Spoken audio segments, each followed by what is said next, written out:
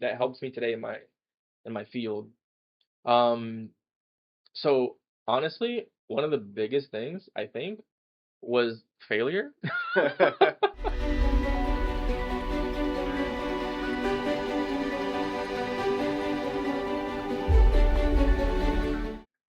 Welcome back to Between the Fields. I'm your host, Ramin. This is Dennis Bosker. We're former collegiate athletes at Florida Atlantic University for men's soccer. Today today in the studio with us is, Daniel Mendes, give us a little background on yourself. formerly known as Dada, right? As Ah, Brazilians like to say. I changed my. I had to change my contact Yeah? in my thing. Yeah, because it was Dada. It was Dada, and I'd be calling him like, "Hey, Dad, I'm having a bad day today." He's like, "It's all right, son." You'd be surprised, like how many people call me and text me trying to talk to their dads, dude. Because it's one letter away. And that's One great for letter away. great for this podcast because we're gonna get so much good advice today. Yeah, exactly. Tell, Dad tell us, jokes, everything. I'm bringing it all. tell us your title, or excuse me, the sport you played, Yeah. what college you went to, and then what you do now for your work. So I played lacrosse. No, I'm kidding. I was also a collegiate athlete. Played with these guys at FAU. Oh, yeah. And then so I played soccer at FAU for 2 years. And then after that, I had some experience playing in some like semi-professional leagues around here for another 2 years until I graduated. And then after that, soccer-wise, I played in Austria for 2.5 years, professionally there in the second and third league. And what do you do now? And now I am a physician assistant. I work in the field of hematology oncology. Oh wow, okay. Wow, very cool. And so, yeah, I just started a few months ago. So, learning, grinding. Yeah. No, that's awesome, man. Awesome. That's awesome. And that's kind of what we want to get started with.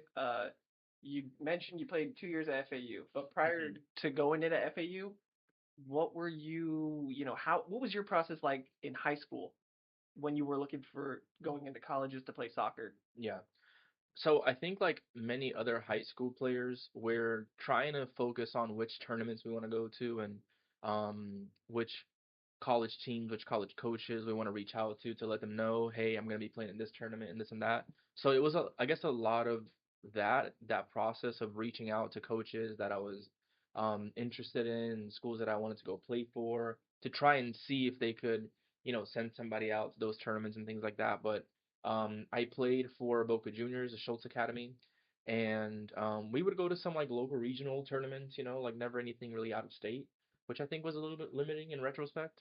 But I went to a lot of the bigger tournaments, like club soccer tournaments in Florida, all throughout Florida, really, through that.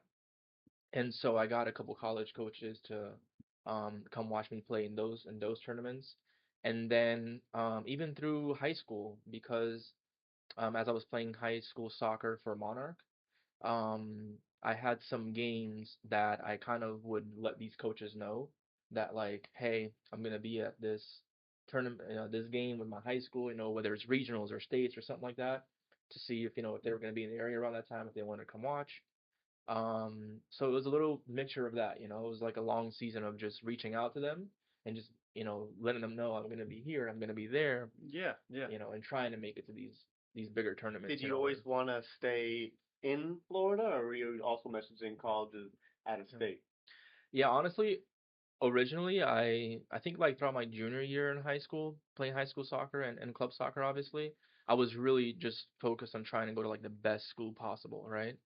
But what I started to learn was that a lot of these coaches for like the bigger schools, let's say like Clemson, UCLA at that time, even Akron, right? These like really good soccer schools, colleges, they weren't really coming to like a lot of tournaments in Florida.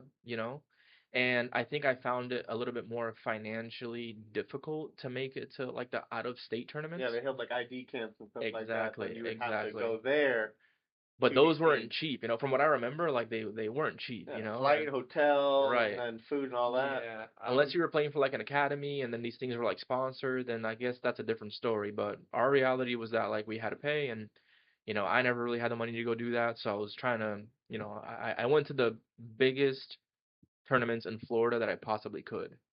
But yeah, desire-wise, 100%. I was willing and ready to go wherever around the U.S., you know? So you ended up committing to FAU, and we always spoke about uh, we ended up going to the same college. We also played in the same club team Right. together, and I don't know if it's true or not, but I think we all, you, me, and another one of our teammates, Jefferson, got recruited from the same tournament Hmm. by our coach Tom Newell at Yes. the Oh, time. Yes. really? Oh, I Yeah. didn't know that. Yeah, Okay, Yeah, pretty yeah, I cool. think so. Yeah, that's true. I they forgot about saw that. us three play, and So, turns out we all ended up going to the same college. I didn't Yeah, even, I that's don't true. think I knew they were going until oh, no way. uh preseason. Yeah. So But he sent you an email, or how did he like make contact with you? And then Yeah, so after this tournament, now that you mentioned that, I do remember that. He spoke to me after the tournament. And he told me, "Hey, I'm Coach Tom or I'm at FAU. We're interested." And so I think there was a mutual interest there because I told him that like I was interested in going to FAU obviously, but like I also was talking to other schools, I had some coaches from University of Connecticut, UConn, and coaches from FIU, FGCU. So I had some connections there, but FAU was definitely like a big interest to me too because I could live at home, and save some money save that some way. money, sure. And then I think honestly, after I realized that like Jeff and Dennis were probably gonna be going too, I was kind of like, I'll probably just Made it a stick little bit stick with the easier. boys. Yeah, yeah, yeah. yeah, Familiarity. I think that was the Exactly. biggest thing. Just you kind of you knew scared. You're someone going on the into a team. new unfamiliar zone, and yeah, Right. so some familiarity there probably And Jeff I helped it. played with in high school too, so like Yeah, we would talk together like high school about where we're gonna play college, and so Jeff like around the same tournament he also got recruited, and so like Yeah. even though we had different options, Jeff had some different options too. But even though we had some different options, we were kind of like, I mean, like then we found out Dennis was probably Yeah. gonna go to FAU, so we're like, why don't we just all, just go to FAU? Like maybe we'll At the help the team, time, At the I time they was, weren't yeah. great, but At the time, also, I was also talking to a coach up in New York or something like yeah. that, Becker College or New Jersey, I don't remember, but it was up north, and only was talking to him because Coach was Turkish as well, so ended up not going there. It was too cold. so you got an FAU. What was your prep like going into FAU? Did you get a Like for preseason packet? Yeah, like yeah. You got the same one, I think, I right? didn't follow it Yeah, no, though. I tried to, honestly. I tried to follow with Jeff, and going in, like I knew that being in shape was like a big thing for Coach Cause at that time because he made it clear to me, like in our interviews when we talked, like he made it clear to me that you gotta come in shape and this and that. So I would try to follow that packet. I really would. And it was like there was a bunch of like different training programs, which actually, I mean, they were good. They were very good, but I've never trained like that before in my life. You know, It was yeah, another yeah. level. it It's was a another it's an level. eye opener. So yeah, anybody who's following again, follow those Yeah. packets, or just know that whatever level you're at, it's a different level, Yeah. I guess. Yeah.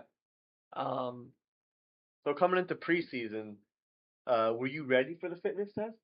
I thought I was. I genuinely thought I was. I was like, I'm in the best shape of my life. I Yeah. was following the packet as best I could. Because like the packet would have certain things, like certain parameters you'd have to meet, and I felt like as much as I would train, like it would be so hard to meet those parameters. Like you have to run this many miles in this amount of time, and you have to do these different tests. And I was like, oh my gosh, like this is so hard. I'm doing it. I'm trying. I feel like I'm in the greatest shape of my life, and I feel like I can go in and play soccer effectively, efficiently. But like I can't really meet these parameters. But let me see, when I get in there, maybe with some extra training, some extra guidance, some extra time, And even being in the atmosphere, like the being in the competitive atmosphere. atmosphere, you're Right, like, all right, exactly. it'll be cake. Yeah. I mean, I think we got three of the Breakfast Club members. Yeah, absolutely. Every year we all No. failed. We all failed these. Nobody passed. Yeah. No, It's just, yeah. it's crazy. Long Like, story short, we we're did all not pass. together. For those of you who don't know, we had to run the Cooper test for our at least first 3 years at FAU. And what that is you have to run 2 miles in under 12 minutes, which is essentially under a 6 minute mile. And then after we would get a 5 minute break and have to do another mile in under 6 minutes, and we would Right. have to pass both tests. Right. and we never did. Never. So moving on, you're into somehow you made it to preseason, right? You made it to preseason. You experienced how that's like. What about like your first game? Like what was your first game, or what was that like? Like preseason game or season game? Your first game, like where no, I want to say official game. Yeah, okay. Official game, like where you were like, hey, this is for the season, this counts. Like, what were your Yeah. first thoughts on that? I think my freshman year, I don't remember if I started or not, to be honest. I think I would come in the second half for the first few games. Um, and so coming in, obviously, like I was really nervous. Um, but I think like I remember telling myself like you know how to play soccer. Like this isn't anything new to you. You know, it's a lot of like bigger kids, they're better athletes, but you know how to play soccer. And so I would try to just remind myself to just like keep it simple, do what you know, try to be free, be confident, play your game. But I think, I think with most people, like you come in the beginning, while you're getting the hang of it, the speed of the game, it's a little bit faster, obviously, because everybody's faster. And then you're getting used to like your teammates and how fast you guys play and what you want to do on defense and the game plan and things like that. So the first few games, I think it took some getting used to, but yeah, that first game, official game, I remember if I remember correctly, I came off the bench and I was so nervous, dude. I was It, so nervous. Just keep it simple. and if you could tell anybody like listening right now, what was the biggest thing, like biggest transition from high school to college soccer that you noticed like in the gameplay that really stood out to you? Yeah, so I think so because like during preseason and the preseason games, you're kind of getting a little bit of an adjustment. But to answer your question, I want to say like the athleticism of some of these people that are out in the field, because it really changes the game. Because like when you receive a pass, right? And I was always a center midfielder, so like when you receive a pass and you want to like turn, maybe like switch the point of attack or something like that, you feel like you have more time, but then when you get into these college games, because like the players defending you, whether it's like the defensive mid or the other center mid, they're usually so much faster than what you've previously encountered.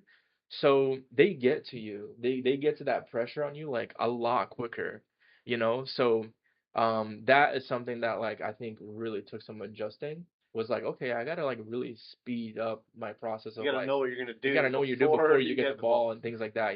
So that just to answer your question, I think that was like the main thing. I'm like, man, these kids are Yeah. big, fast, strong kids. Like they pressure quick. No, I agree with you. I just was, yeah, just curious. Yeah. Um, So transitioning into the academic side of things, uh, did you know what you wanted to do going into college, or did you have a general idea, or Absolutely not. I mean, no? I like most student athletes started majoring in exercise science. 'Cause it's the easiest. Because it's the easiest thing, and it's like it's the most similar thing to like knowing your body and anatomy and things like that. It's interesting So because you're like it's the science of how you exercise right, essentially. So exactly. you're learning how the biomechanics of everything works and all that stuff. So Yeah. it was an you're in interesting sport. sports too. I You're mean, in why not? sports, like Yeah. literally all my classes were it was like all the soccer players, the Yeah. basketball players, the football players, like everybody. So that was originally like that's what I went into. I will say though, like I've always had a heart for medicine, but prior to getting into college and throughout like high school, I genuinely did not think that like I was smart enough to go into the medical field. Um, so then like when I got into college and I was like, okay, like I want to play soccer, I want to do these easy classes because I really just really care about playing soccer.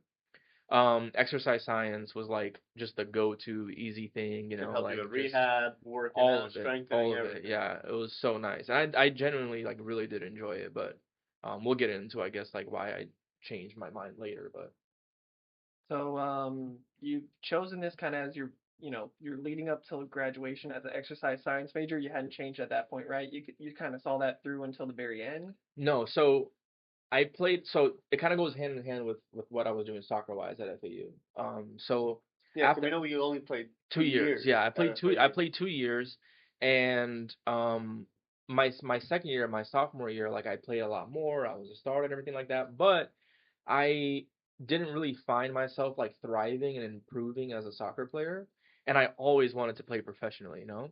So I was, I guess, kind of scared of like how much my soccer was digressing. I didn't really recognize myself on the field.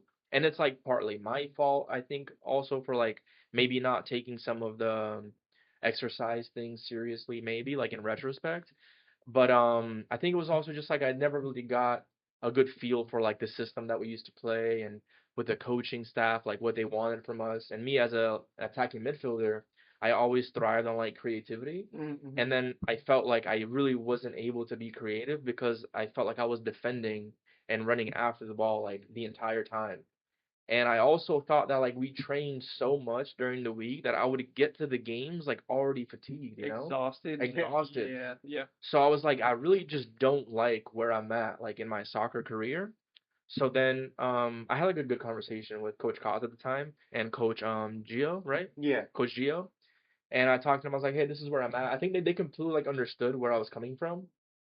Um so it wasn't like we parted ways like with any hardship or anything like that. You know, they understood and they knew what I wanted to do and so they were like, yeah, that's fine. So where'd you end up So going? then after that I started playing for like these semi-pro leagues around here, you know, Mhm.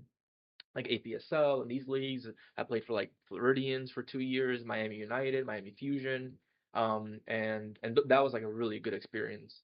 But we'll get to that in a second. But like yeah, so my exercise science thing, right when I stopped playing soccer for FAU, I took a semester off, did some like soul searching, I guess you could say. I did like some church discipleship programs through my church. Oh, awesome. And so I guess through that time, it was just a few months. It was like a semester long, 3 4 months. Um, Through that time, I had like a really big heart change. I got more confidence in myself and in my intellectual abilities and things like that. And so when I came back to school, I wasn't playing soccer anymore. So I was like, okay, not only do I have more time now, but I do feel like I need to pursue this medical thing, and I can't really like shy away from it because of like a lack of confidence or anything like that. So yeah, I changed my major. So my last 2 years of my undergrad, I majored in biological sciences Gotcha. with the goal of going to medical school after. Now, I'm just curious because you said you changed your major. Um, did you have anybody like kind of mentoring you, like, hey, you gotta do this, or did you have anybody like leading you to this or to that, or how did you, I guess, soul search and what, you know? Yeah. So you mean as far as like what classes to choose and how to go forward with the I with mean, the with the yeah, like how change or did like you, just the heart change yeah, like itself? how did you change? Like, was anybody telling you like, hey, pick this or pick this, or Oh, you I found it see. yourself, or was there anybody that you looked up to as like a mentor to? So we had an academic advisor during like every student athlete kind of Mm-hmm. does, you know, you have an academic advisor, and I had talked to him previously about like, hey, if I wanted to change, this was while I was still playing soccer, obviously. If I wanted to change my major to pre-med, like what would that look like for me, you know? And he kind of gave me like a little bit of a breakdown. By the time I took the semester off and I came back, it was not so much knowing like which classes to take because that is like it's not that hard to find, I guess, like between what he had already told me and the like very minor research that I did with like, okay, this major, I need these classes, you know, like the Right. information's there. It was more so figuring out like how do I not go over my credits, you know? And to the point where like I financial aid doesn't cover it anymore Yeah. and things like that. So it was more trying to figure out like timeline wise, like okay, for exercise science, I already have my anatomies. I already have like these classes that overlap. But now I gotta get in like my Essentially, organic, there was some overlap in between some exercise overlap, science exactly, and yeah. the I wasn't biology. changing like from to a completely different Like major. math or business to Right, exactly. uh, Like I already had some anatomies, I already had some chemistries. I just had to add in like some physics, some organic chemistry. Gotcha. So it was more so figuring out that I had to do on my own was figure out like, okay, this class I need to add, you know, let me fix this schedule now for the next 2 years. And there are, I think, some academic advisors, even outside of like our student athlete situation, Yeah, that they I do. remember going to and Okay. talking to them. Yeah, I Okay. wasn't shy. I No, no, wasn't shy about like I asking was for just, help. yeah, even there you go. myself when I Yeah. left after I played my 4 years in college, as some of you guys know, I went to play pro over in Germany, and whenever I had an injury, I would come back and just keep going towards my degree because I always knew you or I was always told, you Mhm. always got to make sure you're educated. You have a plan B. Always got to keep the plan B in your pocket. So I would go back to school, and anytime I came back, I would still go to the advisors that we had as student athletes, and they welcomed me back as if I was still a student athlete, and they still helped me out and guided me on what Mhm. classes to take here and there. So Yeah, that's one thing I would highly advise is like to just not be afraid to ask for help, because universities really do try to have like multitude of resources that you can go to and ask, and I think like if you're trying to do your own research and stuff like that's okay, but there are so many resources, to help you figure out like which classes and how to manage that yeah, and don't be afraid to go to the all of those advisors. things. Don't be They're afraid to there go to for a reason. advisors. They're 100%, 100%. So you and that's awesome. And that's why when I said you figured out, hey, I'm gonna go towards biology, and now as you said you're a PA. So what was that journey like to get to PA school Hmm. and yeah, do Yeah, that? you changed your major. What happened? Like, so you were just 100% in school the whole time? Yeah, so Right. those last 2 years of my undergrad, right? So the first 2 years I played soccer, exercise science. Hmm. Then I quit the soccer, had a semester off, changed my major to bio pre-med. So then I had full-time schedule, like 12 to 15 credits per semester. But I was also playing soccer outside of school. It was maybe like 3, 4 days a week, these like semi-professional leagues. It was like 3, 4 days a week. So yeah, I'd do my classes during the day, and then at night I usually So have you kind of training. still had like the similar student athlete life without Right. playing college at the university. You still had to have uh, strong enough time management skills to go to class, get your homework done, study, but then also get training. Absolutely, absolutely. Because I had two goals in mind, right? Kind of like you mentioned earlier. I wanted to play professionally. I knew that for a fact that I wanted to try to do that, but I didn't want to do that immediately. I didn't want to like just drop school and then just try to go play professionally. Granted, that was kind of like it's a detriment a little bit to your professional career because, nobody wants to start playing professional soccer like Yeah, at a late they don't age. want older The players. They yeah, want the younger earlier the players. better, of course, for your chances. Yeah. But I think like us in the US, we have like a unique opportunity, I think, to get like a good education and get a good respected degree. And at least for me, that was my goal to be like, Hmm. okay, I do want to play professional, so I don't want to just not train, you know, but I do want to finish my degree. So would you say your mindset switched temporarily to where once you left and came back, you put the student part first to make sure you graduated, Absolutely. and then once you graduated, then you would feel comfortable to, pursue a Exactly. professional career. Exactly. Yeah, I like worked my butt off to get like to improve my grades too because at this time I was still planning on going to medical school, not PA school.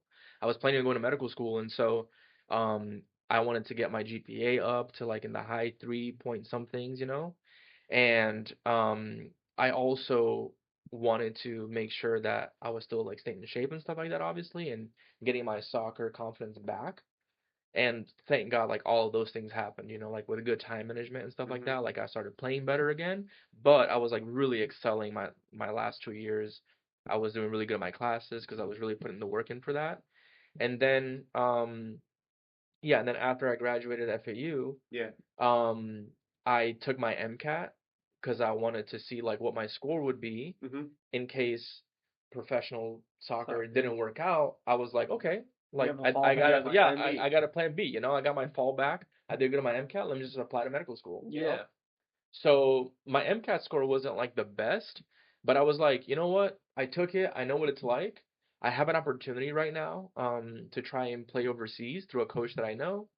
And so I went ahead with that, Hmm. right? And thank God, like that ended up working out. So then by the time I got back and retired from soccer, How many years were you there? Yeah, I was I gonna was say, there. how old are you at this point? So Like when I left, this was like 2017. I want to say I was 24, I think, or something like that. 2017. I mean, sounds Yeah. about right. Yeah, Maybe I don't know if my 25. math is mathing right now, Yeah, because I'm that about sounds to, about Yeah. right. That sounds about yeah. right. So I was the kind of around that age, which is already kind of like late to go play professionally, but I had a good connection through a coach that I knew. He was trying to set up a relationship between his academy and this team in Austria to keep sending players there. So I was one of the first ones to go, one of the oldest ones to go.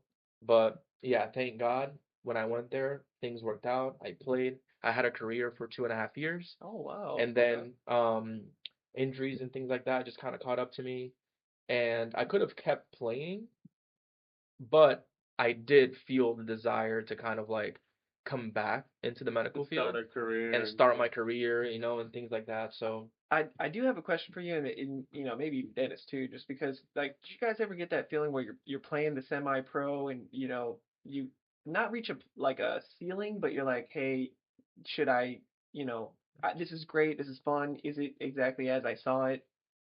Do I see, did you reach a point where you're like, hey, I gotta do something else because I need to also maybe make a living or provide, or did you guys reach that realization during your semi-pro or you want professional to? I no, mean, you yeah, can Yeah, go I mean, after. yeah. So, yeah, when I was playing in Austria, like it was a whole different lifestyle as far as like your income and your living situation, you know? So the income that I was making there was enough, like, and the thing is too, like I had my food paid for, I had my rent paid for and things like that, and then I had a salary on the side.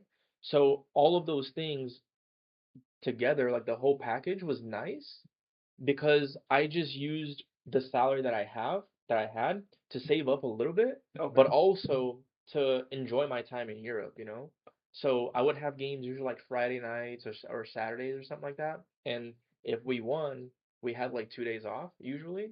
So then I would almost always travel, and that was cool. yeah, I played in the south of Austria, so like I was very close to Italy. So I didn't really save as much money as I possibly could have.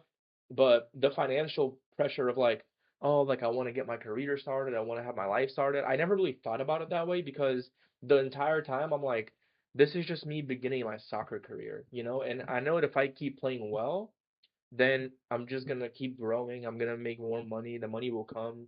The thing was like, I just want to make sure that I'm playing the best level that I possibly can. So I get what you're saying, like 100%. I think that in the back of your mind, you're like, oh, but my friends at home are making this much, and they're buying houses and they're having this and that. But I think I had like a dream and a goal in mind, and I Yeah. was just trying to achieve that. No, that's awesome. Yeah, for me, it was kind of, I was over in Germany and it was just kind of similar to you, but I just had injury after injury. I had torn labrum in my hip, and then I had to get ankle surgery after that. And it was just 6 month periods where I would just get hurt, then come back, do all the work to rehab, get back strength, to get back onto the field, be back at the same level you were before you were injured, all for it to get hurt again, and then have to do another 6 months to Yeah. rehab and everything. So when I went back my last time, they offered me a contract. I could have signed it, and then I was like looking back on it. I looked at the amount of money I'd be pocketing for myself.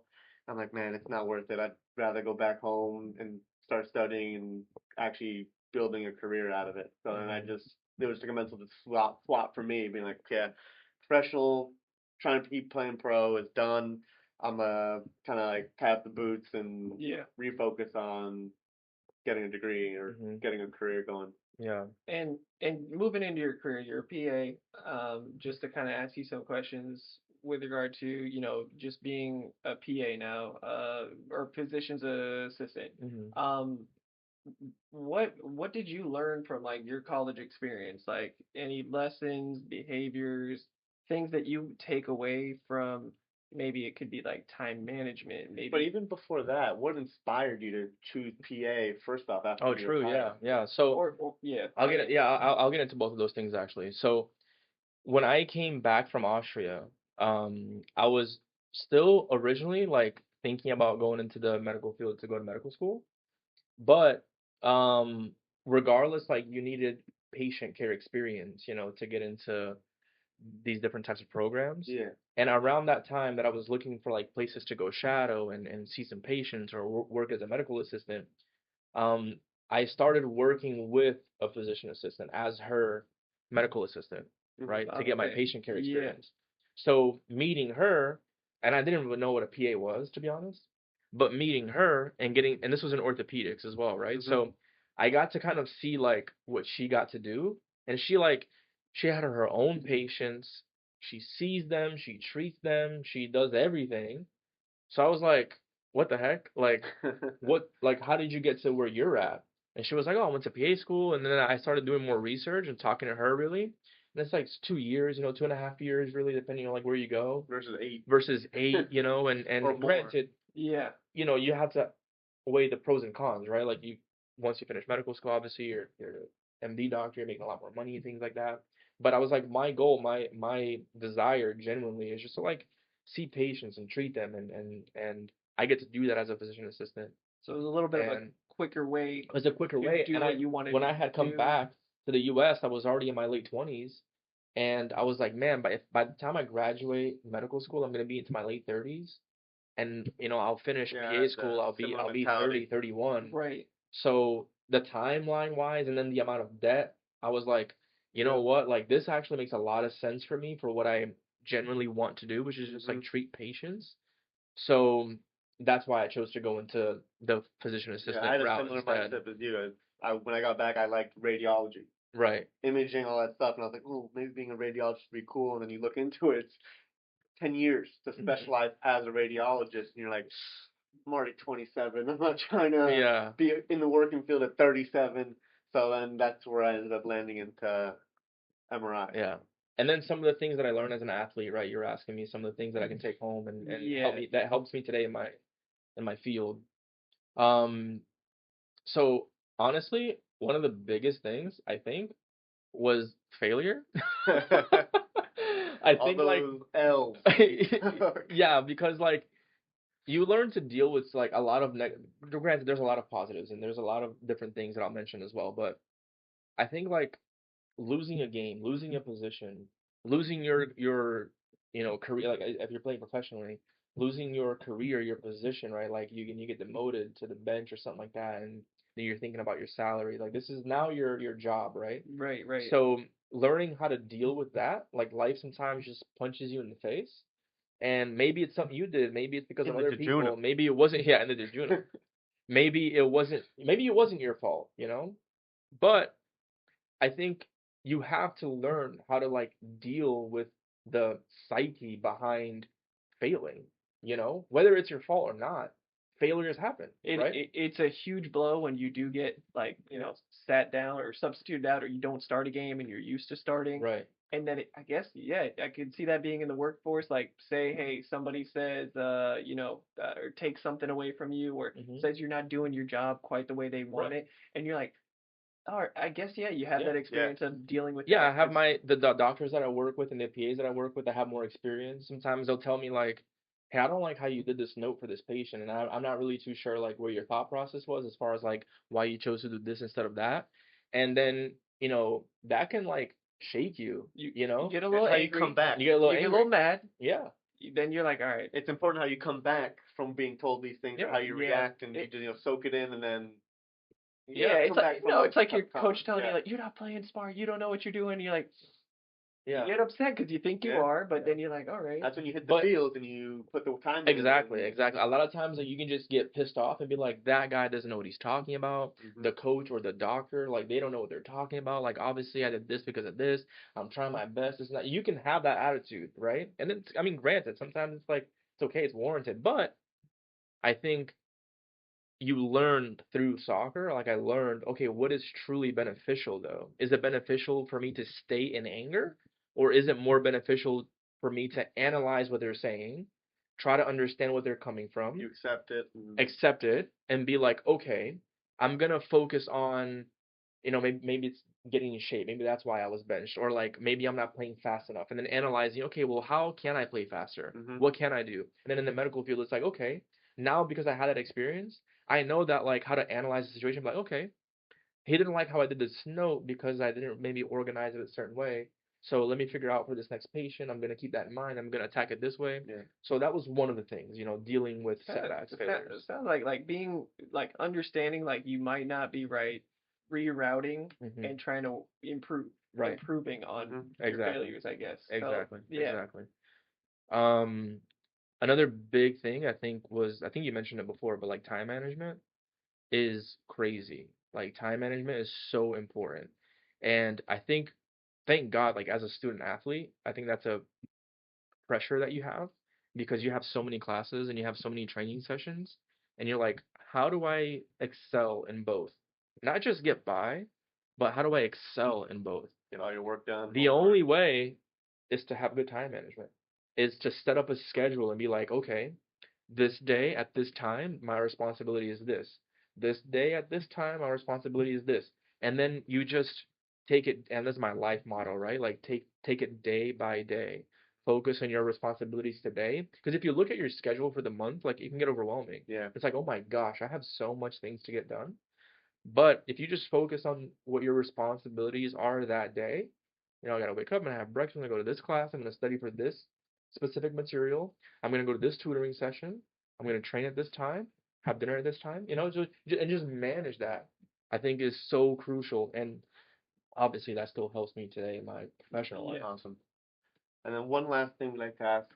Oh, before you ask that, I just have one more question. Yeah. Because balance and everything like that. I got a question with regard to teamwork, right? Because we talked about teamwork in the field, on the soccer field. You can kind of like scream at somebody and say, "Hey, man, you're not doing this. You're not doing that." You can kind of reprimand them. You can speak more directly to them. Do you feel like that is the same in the workplace, or do you feel like that kind of helped you like talking to people on how to manage stuff, or in the workforce now? Like, do you feel like teamwork has helped you to actually communicate better to your team, or I guess work with your team better Oh, from 100%. sports to the PA field? Yeah, 100%. I mean, I think because in the medical field, it might be even a little bit easier to see like how important teamwork is, but like Or dealing with play egos, or right, yeah, yeah, I mean, yeah, 100%. I think that goes hand in hand, right? Like in a team, you have many different characters, right? right, You have the players that are shy, you have the players that are very cocky, you have the players that are like, maybe average, and you have the players that are very good.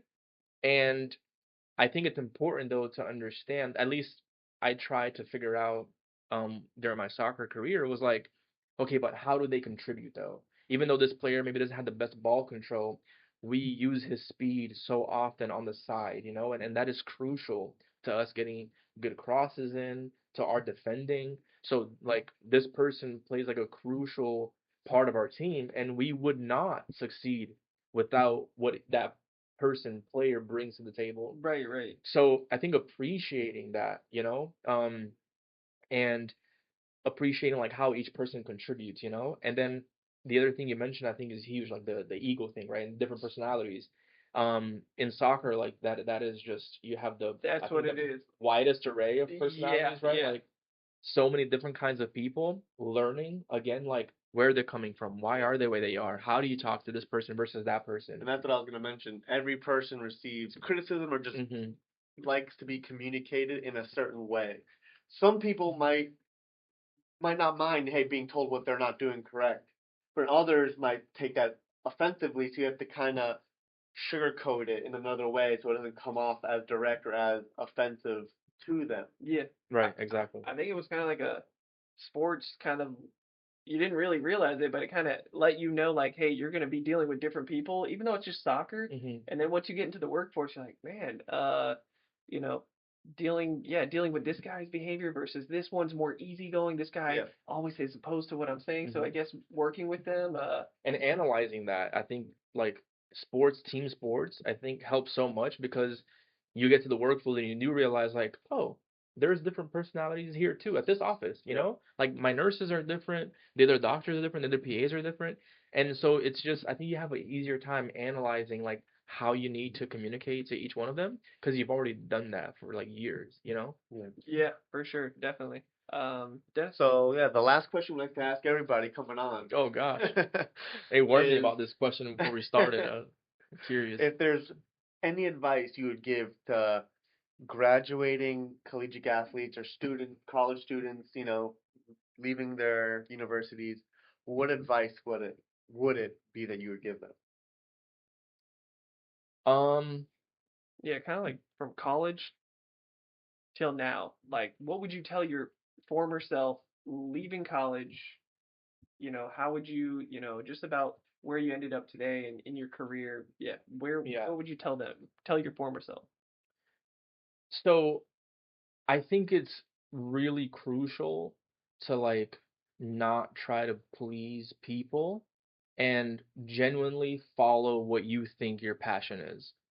because I think like in your mid 20s, late 20s, I think you can waste a lot of time thinking like, oh, but it's expected for me to go this route, and I just got this major. So like I have to do something with it immediately. I have to start making money. I have to, make people proud or something like that. Um, I like, yeah, I graduated with a bachelor and stuff like that, and like I technically could have, should have like just gone into medical school, but I went after my passion, like my dream since I was a kid, and thank God it worked out, but like I would have always regretted not taking that step, at least trying to. Because I think like that experience, to be honest with you, I think that experience was the only reason that I got accepted into PA school, like first time applicant, was because I went to Nova for my PA program. Good program. Yeah, yeah. Very good program. And in my interview, they literally told me like we like how different you are. You're not just like you're not coming in with like the best grades, like it's competitive, but it's like it's nothing special. But you have this really interesting life experience that we think translates so well to the medical field, and we want to give you a chance, to become a student and go through our program because not only do we think you have it academically, but we think that you bring something else that other applicants don't have. And the only reason why I did that was because I took a step of faith, to do what my passion is. Yeah. So even like whatever even if like passion is like doing a podcast and talking about certain things or whatever it is, I think that like you should, just because you have this degree now doesn't mean that you have to just like jump into that. If you do it and if that's your passion and you've already figured that out, I mean that's amazing. But I think for a lot of people, like they graduate, but they're still like, huh, is this really what I want to do right now though? And I think it's okay to take some time and step back and be like, but what is my passion for real? Because chances are you can make something happen, with whatever your niche is, whatever your passion is. You can do something and be successful in it and use your degree, to maybe help get you there. But I think it would be important. My advice would be to like not lose sight of what your genuine passion is. Because the last thing you want to do is just like be miserable at work the rest of your life. I agree with you. No, and that's awesome. And it's sometimes you follow society's path, Yeah. but what you did was, yeah. And I think also when you have people supporting you, saying, Right. "Hey, do what you want to do, be Yeah. passionate about what you want to be passionate about." Stay true to himself, and It's hard. It's hard to do sometimes, but when you do it, I think that's when you are really happy. So Hmm. that's awesome. Well, guys, I think that is it. Thank you, Dada, for coming. Yes, sir. Yes, As sir. always, you My can pleasure. catch us. yeah, you can catch us on YouTube. We release our episodes every Tuesday, 7 p.m. Also releases on Spotify, and then we will be posting on Instagram when it goes live. Follow us on all three. Catch up on the new episodes. Thank you so Yeah, much, guys. guys. Thank you.